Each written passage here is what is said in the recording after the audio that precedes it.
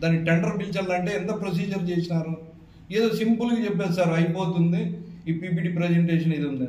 First కోనేరు open చేయించండి, మన ఊరికి మంచిది. నువ్వు డెవలప్ చేయి, మళ్ళీ పీక కడతానంటావా? కట్టు.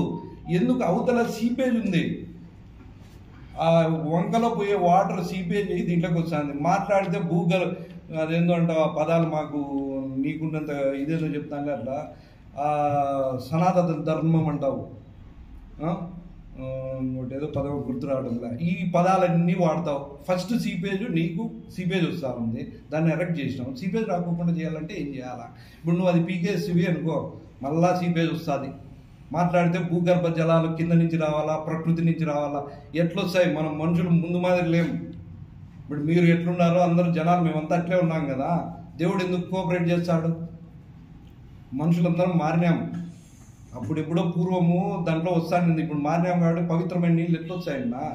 భూమి నుంచే. ఇప్పుడు నువ్వు బోర్ పెట్టి కొట్టినా, పంపు చేసినా భూమిలో భూగర్భ జలాలే నేచర్గా రావాలంటే మురికి నీళ్ళు వస్తున్నాయి దాంట్లోకి. ఫస్ట్ అది క్లియర్ చేయండి.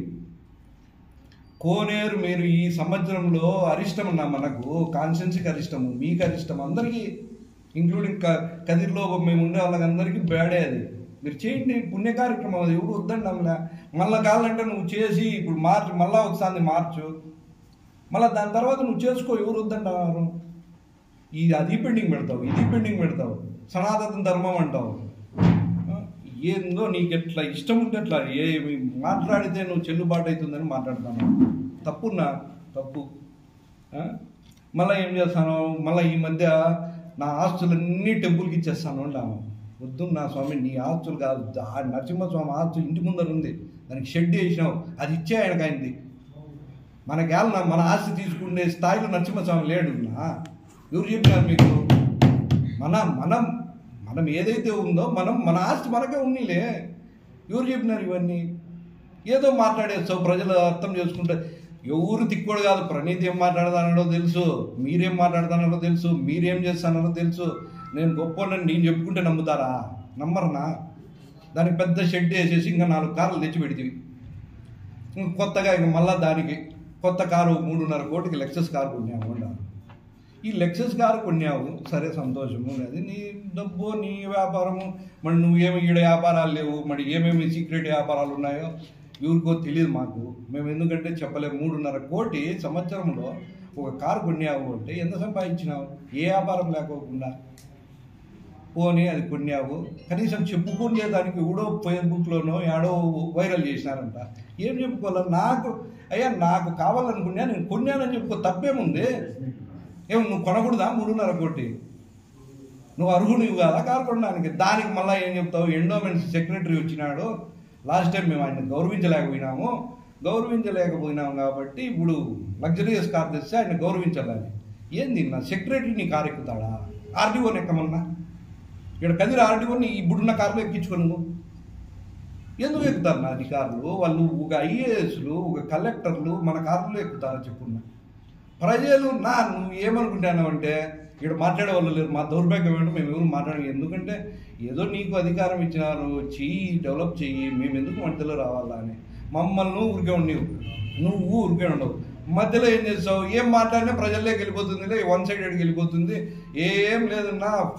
ఇప్పుడు అన్నీ అందరికీ ఫేస్బుక్లు ఉన్నాయి, అందరికీ యాప్లు ఉన్నాయి, యూట్యూబ్లు చూసుకుంటారు. ఎవరు ఏమనేది 2 నిమిషాల్లో చెప్తారు. ఇప్పుడు నేను మాట్లాడింది ఎంత కరెక్ట్ అనేది నేను చెప్పుకోవాల్సిన పనిలే, ప్రజలకే తెలుసు. నేను దానికి ఏమన్నా సర్టిఫికేట్ ఇచ్చుకోవాల్సిన నీ అందరికి నువ్వు సర్టిఫికేట్ ఇచ్చుకుంటా పోతావు. ఎందుకు? ఎవరు ఇవ్వాలన్నా? మేము ఇవ్వాలా నీకు సర్టిఫికేట్? ఈరోజు చెప్తాను కదా, నువ్వు పీపీటీ ఏదైతే నువ్వు టెంపుల్ మీద చేసినావో ఆ పీపీటీ అమలుపరచు. నేనే ప్రెస్ మీట్ పెట్టి చెప్తా. ఎమ్మెల్యే గారు చేసిన ఈ అద్భుతమైన పని మనం ఎవరూ చేయలేకపోయినాం. ఇన్ని సంవత్సరాలు ఫెయిల్యూర్ అయిన ప్రతి రాజకీయ నాయకుడు. సో దట్ అతనికి హ్యాట్స్ ఆఫ్ అని చెప్తా. ఆ రోజు చెయ్యిన్నా, కష్టపడు, చెయ్యి, మన ఊరిని డెవలప్ చెయ్యి, ఈ పని చెయ్యి నువ్వు. ఇదేంది నా ఇది? ఆర్చులు బిగించడము ఏంటి ఇవన్నీ? ఎమ్మెల్యే చేసే పనులు అన్నాయి. నా ఇంకో మాట అంటా, నువ్వు బాధపడద్దు. ఎక్కడన్నా 2 స్టేట్లలో నువ్వు ఎంక్వైరీ చేసుకో. ఇప్పుడు ప్రజెంట్ ఎమ్మెల్యేలు కానీ ఎక్స్ఎమ్మెల్యేలు కానీ స్టాంప్ రైటర్లతో మీటింగ్ పెట్టిన చరిత్ర 2 స్టేట్లో ఏడన్నా ఉందేమో చూడున్నా. ఏం పన్నా మనకి ఎమ్మెల్యేలకి స్టాంప్ రైటర్లకి ఏం సంబంధం? దొంగ పని చేసే లోపల నువ్వు పెట్టి చెప్పాల్సినంత పని ఏముంది అంటే ఇప్పుడు అన్నీ కరెక్ట్గా జరిగిపోతున్నాయా? ఇప్పుడు నువ్వు పెట్టిన తర్వాత కరెక్ట్గా జరిగిపోతున్నాయా? ఎక్కడన్నా ఉంటుంది ఒక ఎమ్మెల్యే స్థాయిలో స్టాంపు లెటర్లతో కూర్చొని నీ స్థాయి తగ్గించుకోవద్దున్నా. నువ్వు పెరుగు. ఇప్పుడు నువ్వు ఎమ్మెల్యే అయినావు, నేను అద్భుతంగా చేస్తాను, ఇంతకుముందు చేయలేకపోతే ఇద్దరు రాజులు ఒక కృష్ణుడు ఉండే నేను చేయలేకపోయినాను అని చెప్తాను.